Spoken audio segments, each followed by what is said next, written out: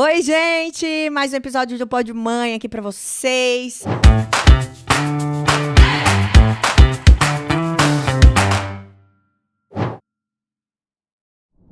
Mais um sorteio, porque a gente tá muito chique nessa temporada.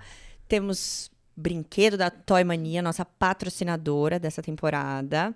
E hoje vai ser uma pista de corrida da Hot Wheels, é isso? Muito legal! Gente, é muito legal mesmo. Aquela pista que tem um monte de carrinho, que vai montando e a criançada fica louca. Muito bom. E corre. Muito legal. Tem também hoje sucos da Vinícola Góes. Sucos de uva integral, maravilhoso, né? A Vinícola Góes que é a nossa apoiadora. E a Toy Mania sempre com a gente. Ah, é vinho de uva verde. Acho que é uva verde e uva normal. Tinta. É, a Toy Mania, que é sempre a nossa patrocinadora, tá aqui com a gente. Muito obrigada.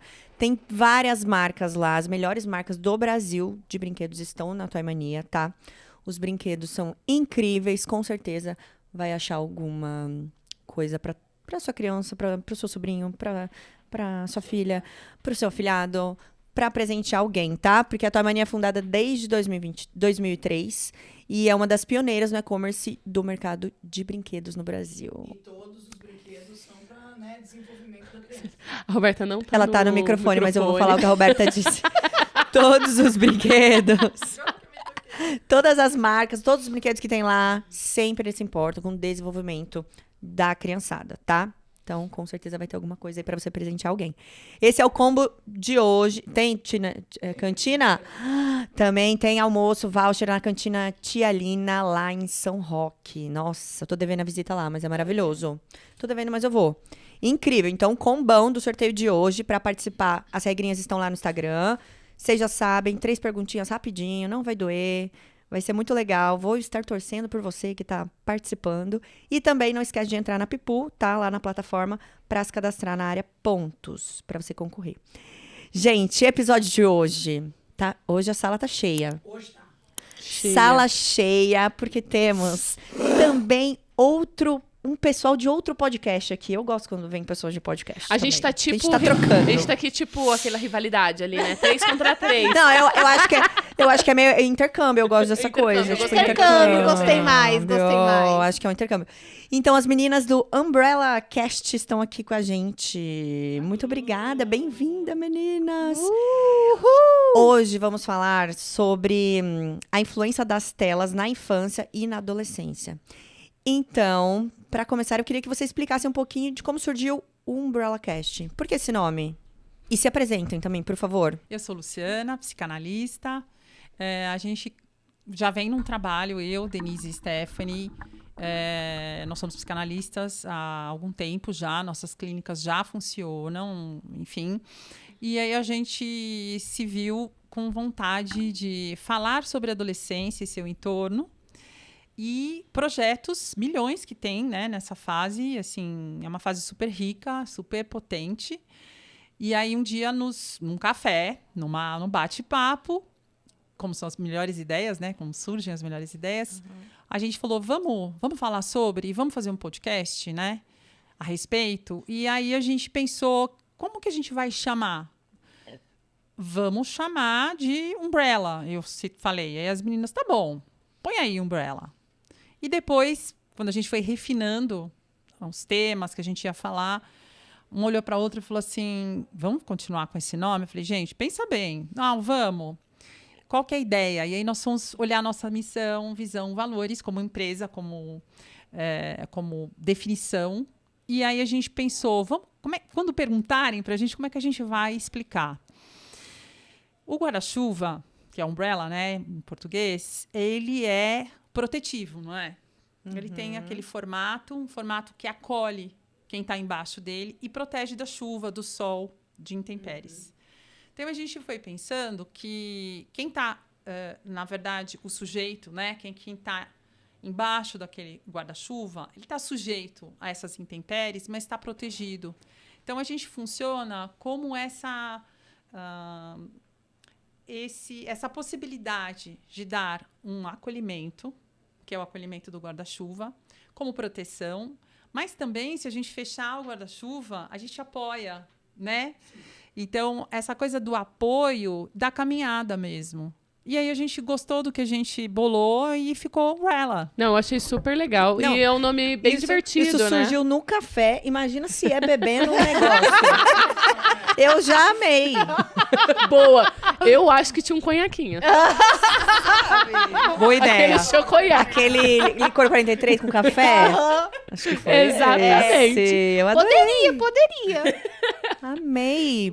E vocês todas são psicanalistas. Psicanalista, sim. Psicanalistas. Qual é a diferença, gente? Pra mim é a Psicóloga. mesma coisa. Psicóloga Juro. e psicanalista.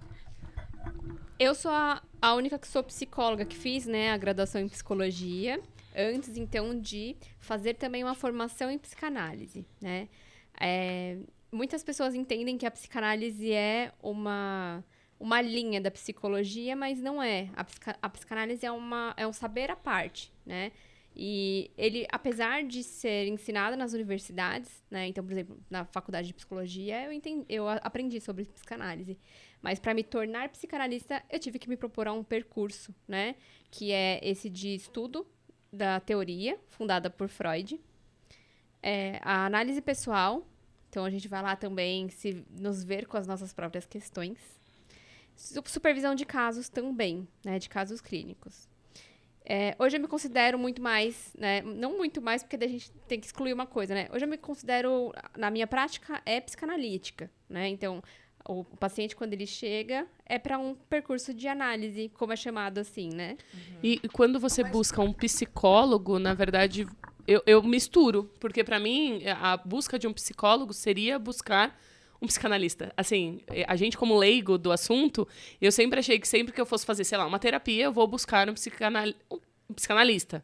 Só que ao mesmo tempo, se eu entrar lá na tabelinha do convênio, eu vou buscar um psicólogo. Enfim, na prática, né? Onde que eu busco? Eu queria entender a questão da graduação. A graduação é diferente. Sim. Então, assim, é como se você, na psicologia, você faz uma faculdade, e como psicanalista, você faz um técnico. Um curso Uma de pós. formação. Ah, Um curso de formação. Tá, e aí ele demora, tipo, 2 anos. Mas 4, é assim, 6, existem 8. muitos pré-requisitos para fazer o curso de formação em psicanálise, porque não é assim, né? Então, quero ser psicanalista. Você tem que ter pelo menos alguma graduação, né?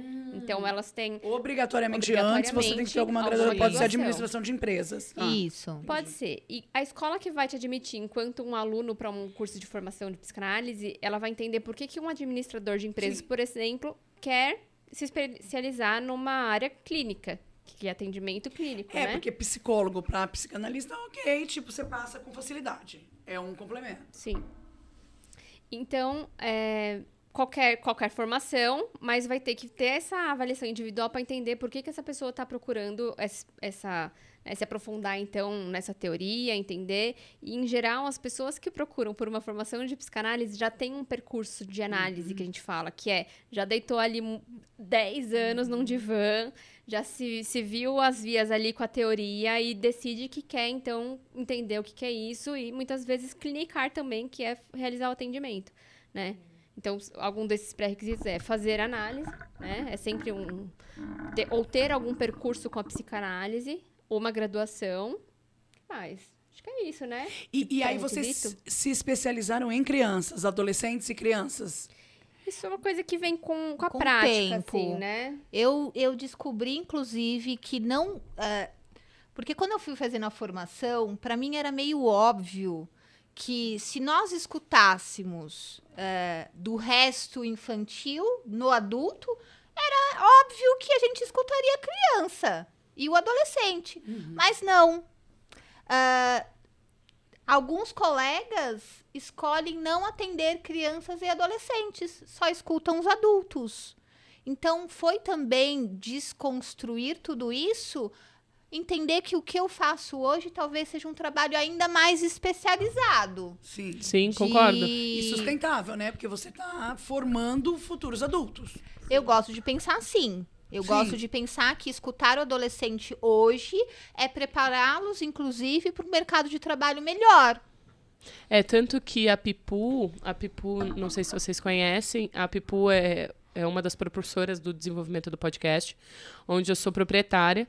E o grande motivador, né, da Pipu como empresa é a gente, de alguma maneira, poder criar uma próxima geração mais preparada. E aí, para eu criar uma geração mais preparada, eu tenho 2 linhas, né? Eu tenho que ter um preparo financeiro, né? Eu acho que é um preparo social, ali, mais financeiro para iniciar a sua vida.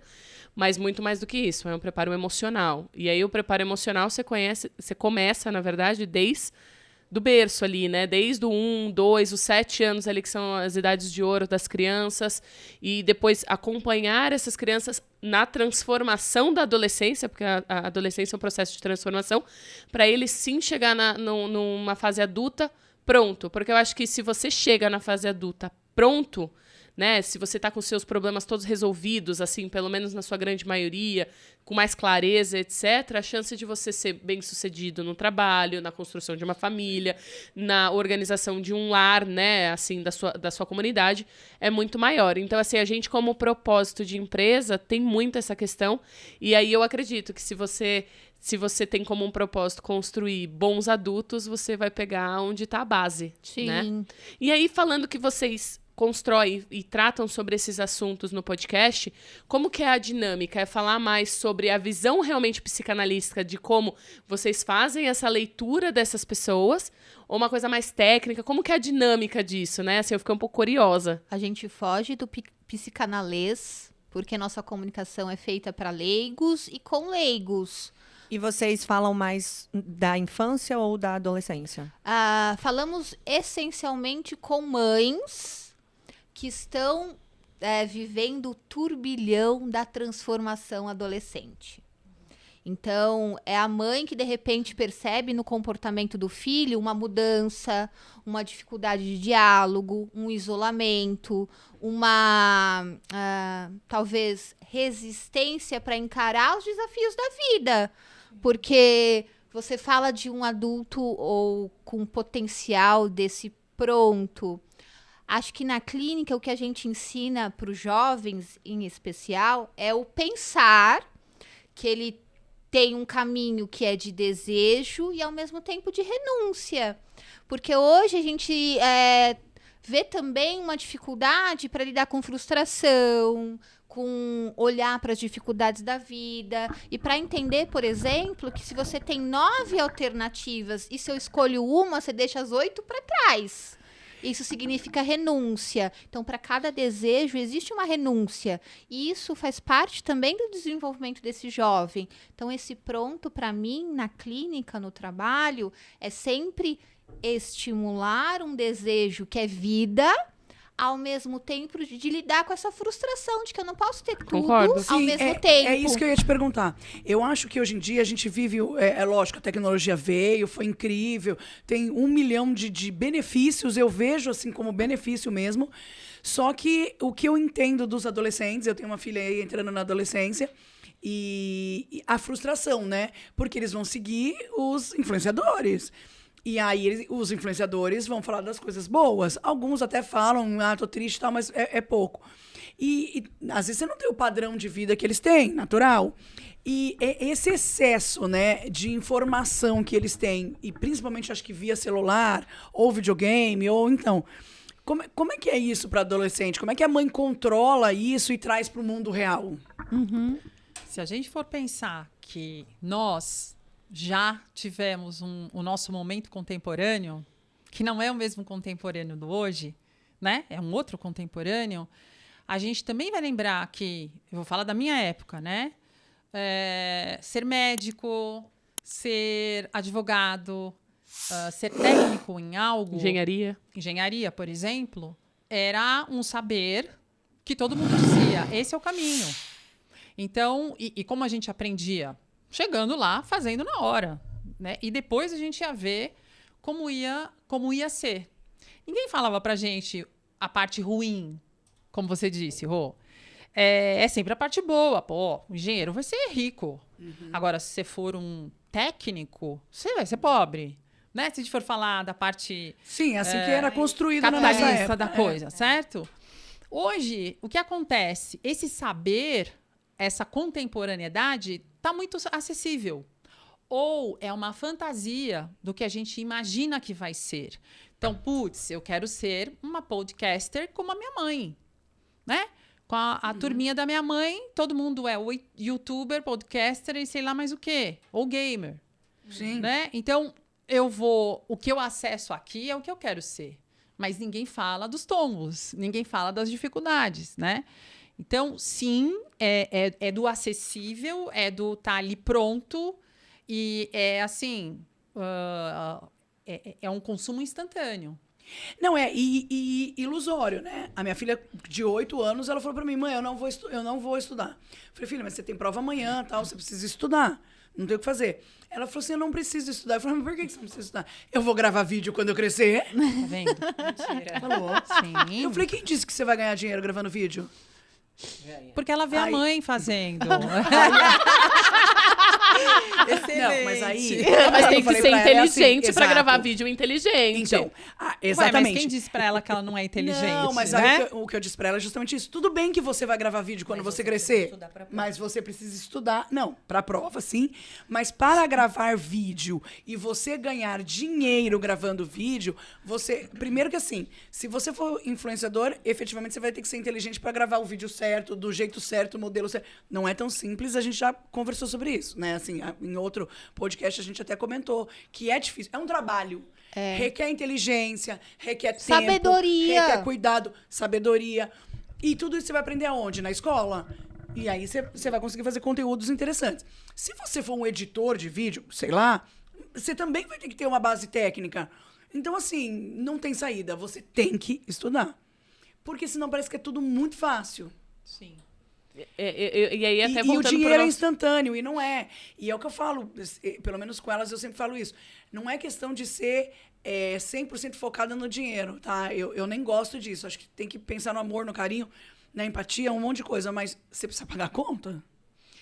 Mas Amor, carinho, não paga a luz, não paga o condomínio, não paga Mas o carro. você tá nesse papel, e é o papel que você tem que estar. Que é contar das dores. Que é contar do que tem nos bastidores de ser um glamour, dessa Isso. sociedade de espetáculo que a gente vive, que tá tudo muito uau.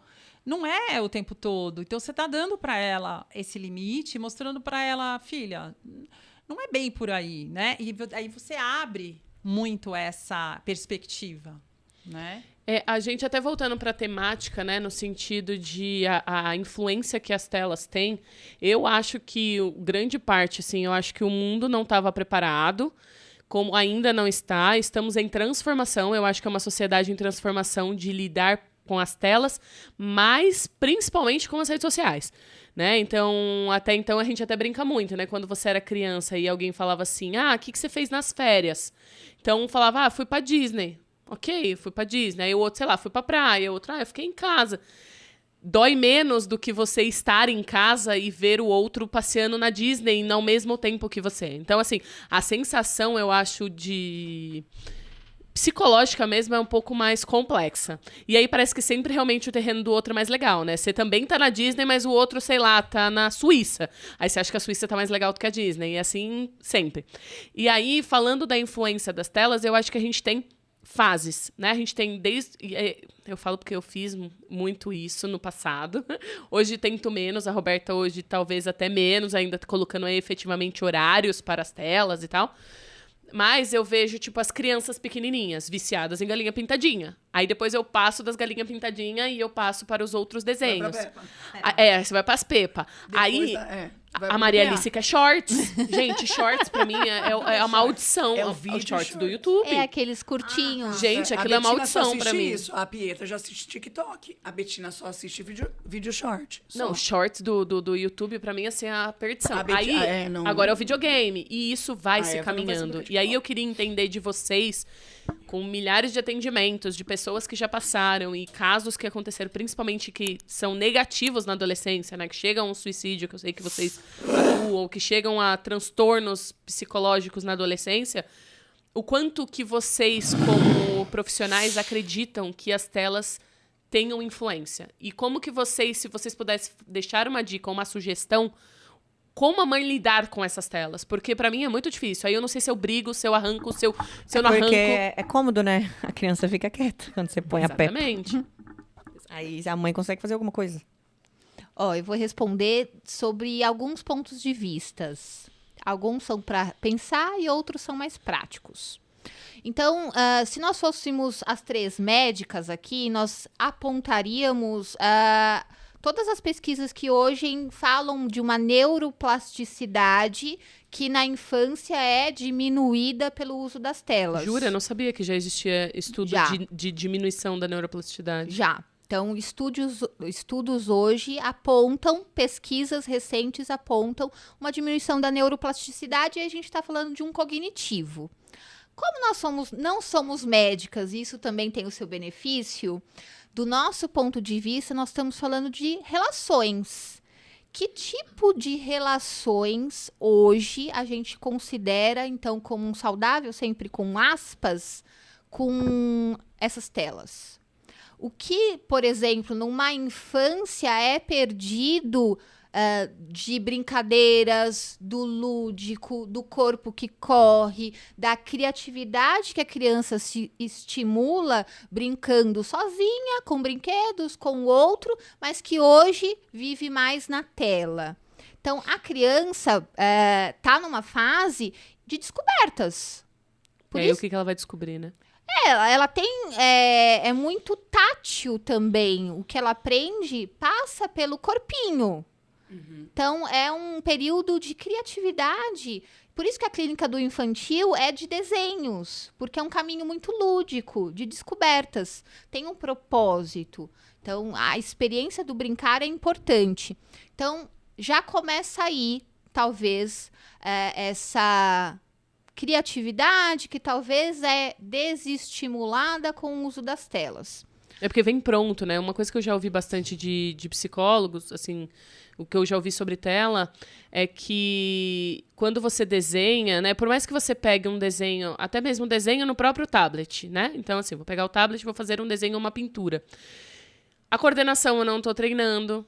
Eu não tô treinando efetivamente o desenhar, porque muitas vezes eu já pego os desenhos prontos. Então, eu vou podando ali o que era para ser imaginativo, por mais que seja de pintura, não seja nada agressivo. Porque, assim, quando você vai pro YouTube, a gente já tá falando de coisas mais agressivas, no sentido de um monte de gente que faz uns vídeos bestas, que as crianças jogam coisa na cabeça, se enfiam dentro da piscina de meleca, sabe? Umas coisas muito ridículas.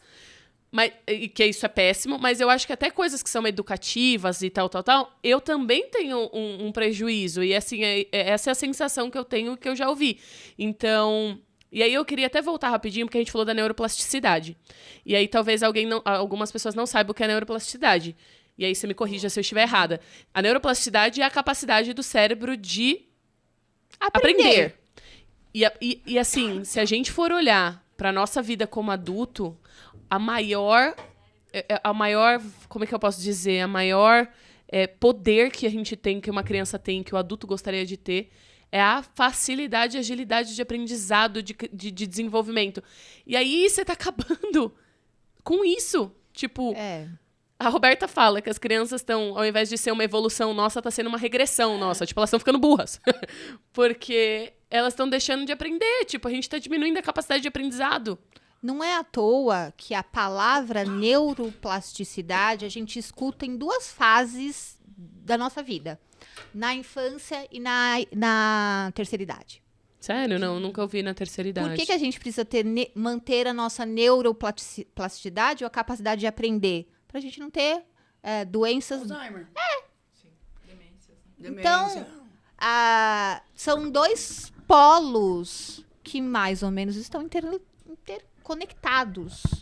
Então, o lúdico para a criança é importante e o uso das telas é prejudicial ou tem um impacto muito importante nesse sentido. Mas E eu nem cheguei na adolescência ainda, Não, hein? tudo bem, mas assim, a gente também, por outro lado, é o mundo que a gente vive, né? Sejamos honestos. Não dá para voltar para E trás. não dá pra voltar pra trás. E também não dá pra tirar seu filho 100%. Não. Então ele vai Porque ficar aí, um além- ET, né? Exatamente. Eu não tô nem falando se o filho vai brigar, se o filho vai discutir. Isso eu não tô nem aí. Cada pai vai lidar de um jeito, enfim.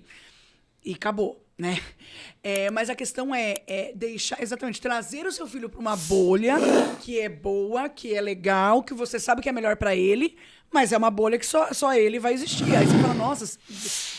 Você jura? Eu não teria problema, por exemplo, de tirar o celular delas e não deixar fazer mais nada, e elas chorarem, brigarem, chegarem. Eu não tenho problema nenhum com isso. Mas o problema é trazer elas para uma realidade que não existe mais. Não dá pra voltar e pra aí, trás. E aí eu vou lidar, ser né? o quê? Quer dizer, minhas filhas não sei o quê. Eu Totalmente fora da conheço- casinha. Então, a minha metodologia é tempo. É 1h30 por dia e acabou. E quando acabou a lição, quando acabou a atividade física e tal, não dá muito tempo.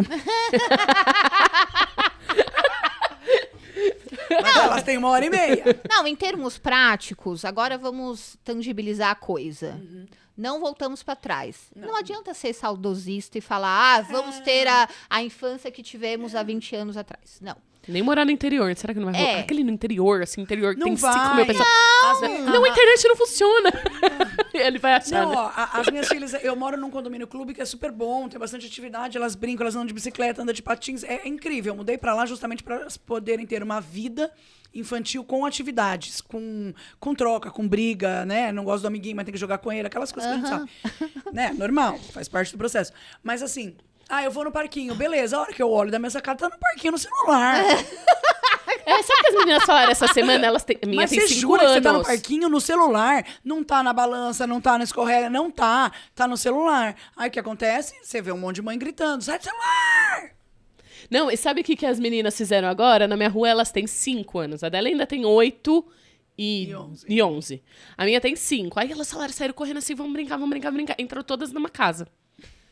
Aí eu entrei pra buscar elas e estavam todas sentadas no sofá jogando Stumble Guys. O que é isso? Stumble Guys é um joguinho que elas jogam juntas. É um de corridinha.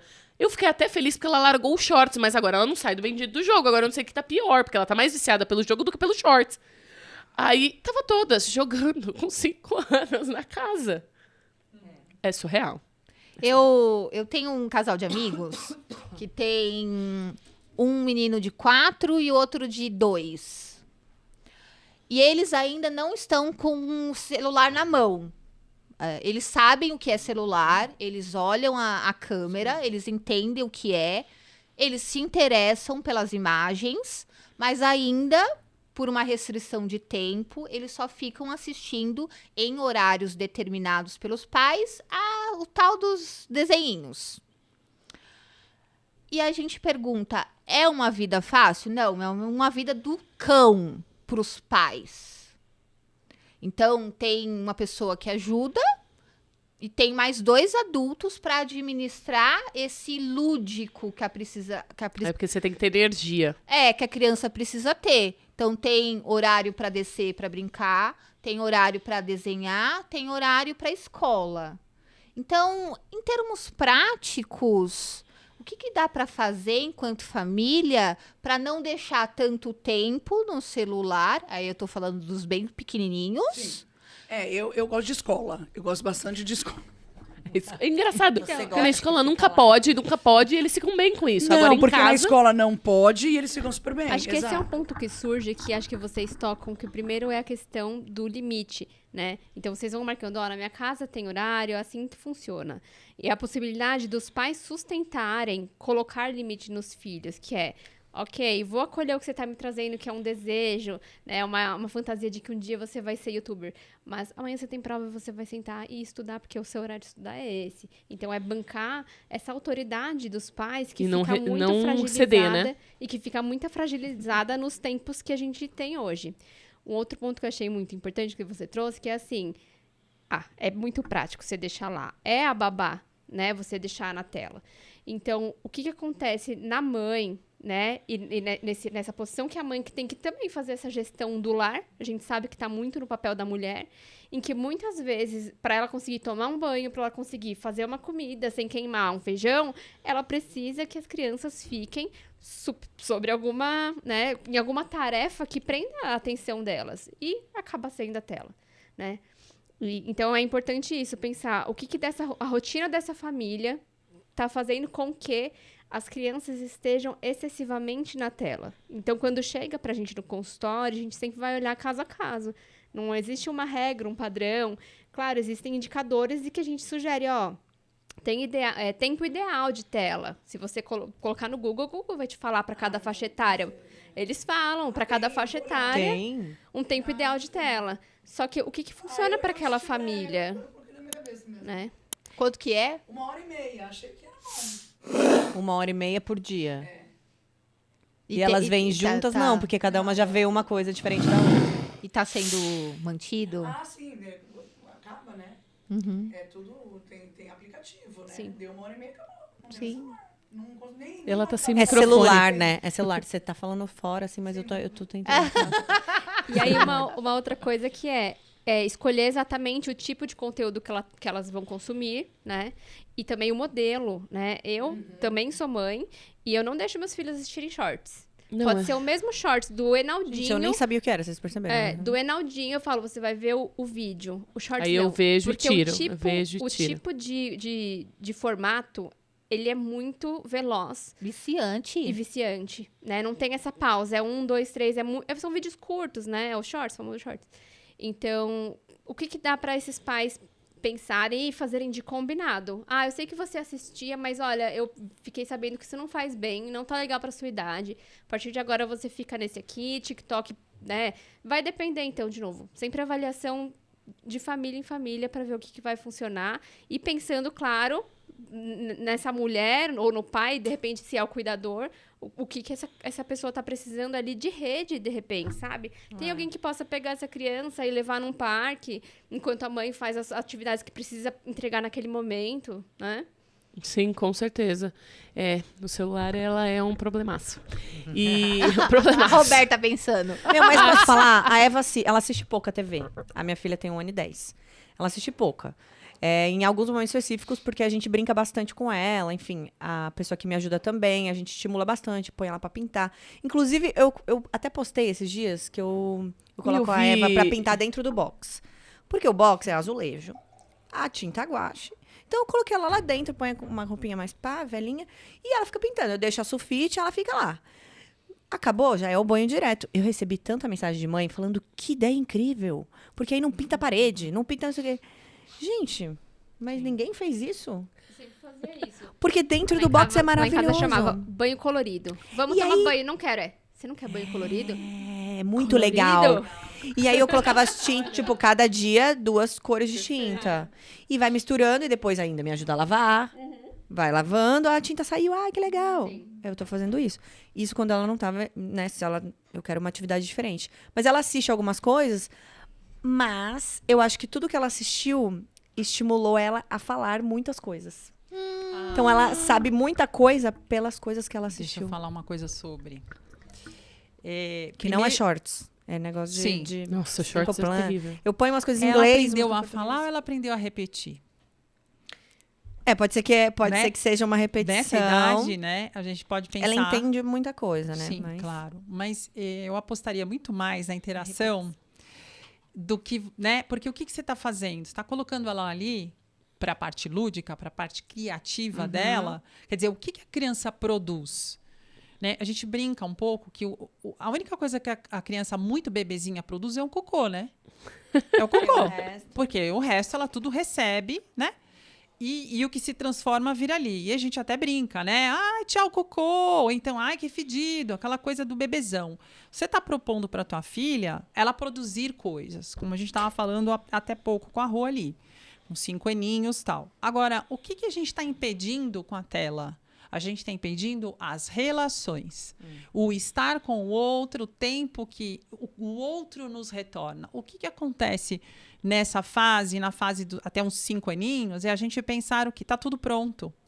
Então, eu não preciso produzir nada. E, portanto, você vai perdendo essa plasticidade também para uma fase, que é a fase que a gente olha como uma fase mais difícil para os pais. Não estou dizendo que nenhuma outra fase né? Mas é a adolescência. Então, como é que você vai produzir um adolescente que não teve experiências de relação? Né? Aquela coisa que você está, assim, num restaurante ou na casa de alguém, todo mundo em volta do jantar no celular. Né? A criança também vai querer, ela vai repetir aquilo. E depois você não tira, né? Exatamente. Agora, por que ela não está roubando batatinha do teu prato? né? Ou ouvindo uma risada, uma interação. Então, ela vai comprando, né, muito entre aspas, comprando o que ela vê e o que ela sente durante a vida. Então, também tem o nosso hábito de estar... a gente sempre fica... Né, eu estou falando porque assim, eu tenho um registro da minha infância. E nós fizemos um podcast falando disso, das nossas adolescências. Que é assim, tá na rua. É sujar, é andar de bicicleta, é pintar de guache, é jogar massinha no outro. Agora, qual é a infância que você está proporcionando? Ótimo, mas qual é a infância da maioria das crianças hoje? É uma infância dentro de uma tela, né? É aquilo que me propõe. Um apartamento, às vezes, pequeno, que não tem uma Sim. atividade.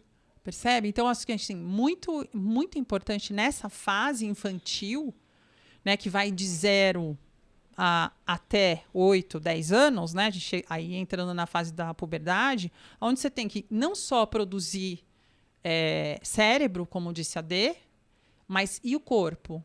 Você não vai pro corpo. Você A obesidade fica a 5, tá 10. absurda. Exato, A obesidade sentadinhos ali. infantil está muito forte. Na pandemia aumentou também, né? Faz sentido? A o que eu tô ausência falando? de Sim, atividades super. físicas. Sim. E vocês já aconteceu de pegar casos efetivos, né? Que eu acredito que na adolescência devem vir N casos. E aí, quando começa a ter problema, eu já escuto as mães, eu preciso marcar um psicólogo. Eu juro por Deus, eu escuto muito isso para criança e tal. E de vocês identificarem que talvez o processo da não socialização, que não 100% é tela, mas que muitas vezes é uma das causas, de chegar para vocês casos nesse sentido? Sim, sim. Uma inabilidade de socializar com o outro, uma intolerância com as diferenças. Hoje, pensando em telas, hoje a gente tem cyberbullying, que trouxe o bullying para uma outra escala também, né? Esse daí pra mim é novidade. Como que é o cyberbullying? O que era restrito na sala de aula, em 30, 40 alunos, hoje está exposto. Tá no grupo, né? Tá no grupo do WhatsApp. Pra escola inteira. Às vezes não pra escola inteira, mas O pelo menos bairro. No pro Instagram. período da tarde, da manhã, do amiguinho do prédio. Nossa, isso me lembrou de uma coisa. Meus sobrinhos estudavam numa escola particular, uma das principais escolas da região. E aí, umas meninas mandaram foto de nudes pra eles. Mas assim, 10 anos, 11 anos, assim, novinho. Tipo, os meninos devem ter falado, as meninas da inocência, são pequenas, não é nem sensualizadas ainda. Mandaram. E aí os meninos colocaram, e aí eu nem sabia que eles tinham grupos, tipo, com várias escolas em volta. E aí mandou pra um da escola do lado, que ele pôs no grupo da escola, que pôs no outro.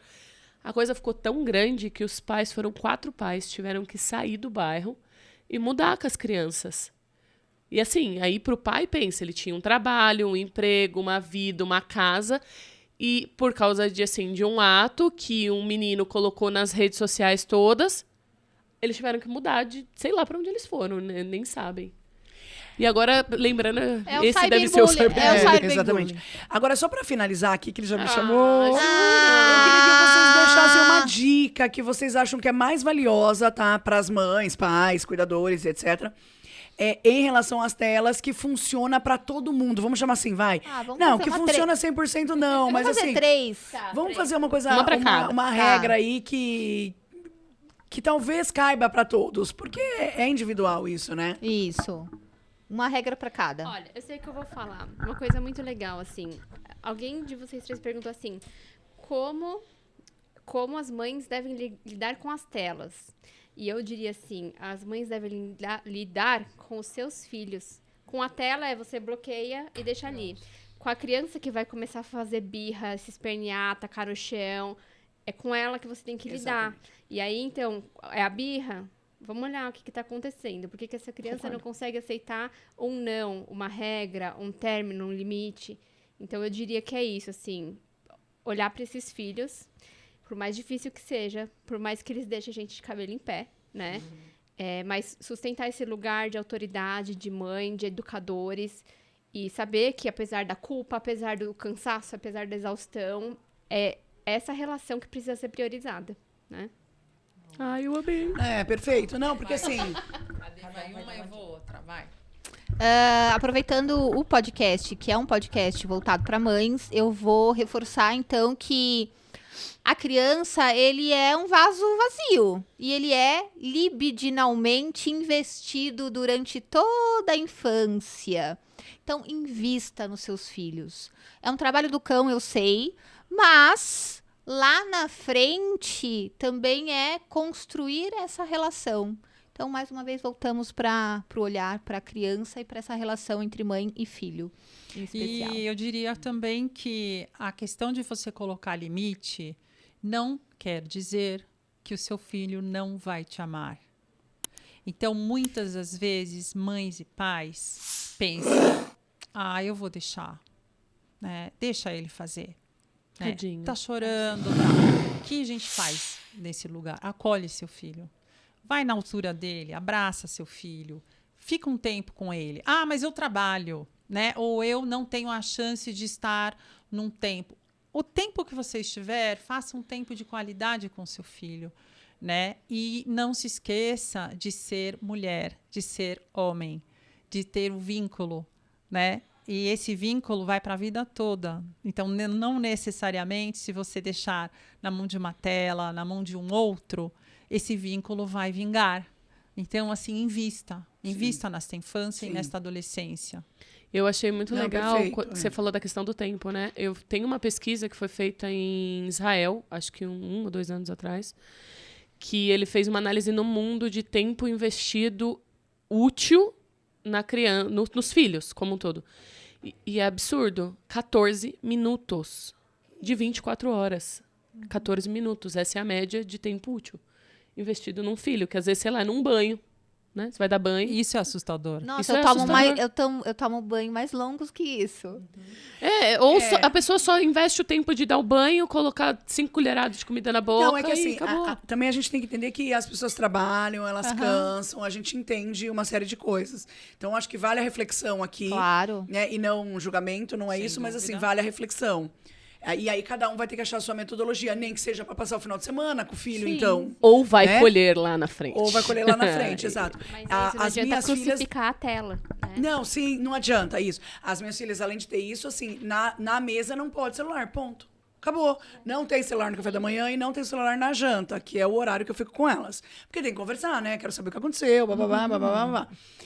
Mas aí na hora do almoço, enfim, almoço em casa, mãe, eu posso usar o celular? Não. Mas eu vou... Não pode, porque você tá comendo. Na hora da refeição, não vai usar celular. Comigo ou sem eu. Acabou. Até porque você vai almoçar, escovar o dente e fazer lição. Não tô entendendo por que quer usar o celular. Pra perder tempo? Come. Presta atenção na comida. Sente o sabor da comida. Não vai ser tão ruim assim. Quanto tempo você vai demorar pra comer? Isso, comer é maravilhoso. Maravilhoso. Mas sabe o que acontece? Muita mãe, principalmente essa questão do comer, eu falo porque a Maria tinha muita dificuldade com comer. E eu descobri que se eu colocasse a tela, ela comia. Porque ela estava interagindo. E eu fiz isso por 1 ano, mais ou menos, porque era a única forma de eu fazer ela comer alguma coisa. E aí aquilo virou um padrão cognitivo dela. Então, assim, toda vez que eu comer, eu quero uma tela. Tirar não foi fácil. Foram 1 ano e meio, 2, brigando pra... Você não vai... Nem brigando, Maria. A gente assiste depois, a gente liga a tela depois, você não precisa comer agora. E mesmo assim, ela ainda volta, vira e mexe, eu quero uma tela pra eu comer. Né? Então, há muitos pais fazem isso, principalmente na fase da introdução alimentar. Que eu já vi milhares de vezes, principalmente em restaurantes. Isso, mas é deste desespero, né, que a gente precisa pensar, ter muito cuidado com essa questão do vício. Porque é viciante para nós, não vai ser para eles, pequenininhos. Exatamente, para nós. A gente para, você fala, vou ficar 10 minutos aqui. Daqui a pouco você olha, tá 2 40, horas, 1 gente, hora. É verdade. Né? Então, assim, muito cuidado. Óbvio que a gente não está julgando, mas em terceirizar algo. E assim, vai passar fome? Não vai. A criança não vai passar fome. Ela vai ficar sem comer. Uma hora ela vai comer. Uma hora ela vai comer. Concordo. Porque comeu depois. Bom, vamos lá. Eu só ainda tive que lidar com a bendita da tela. Meninas, obrigada. Obrigada pelo tempo de vocês. Obrigada pelo Obrigada pela convite. explicação. Tchau, tchau.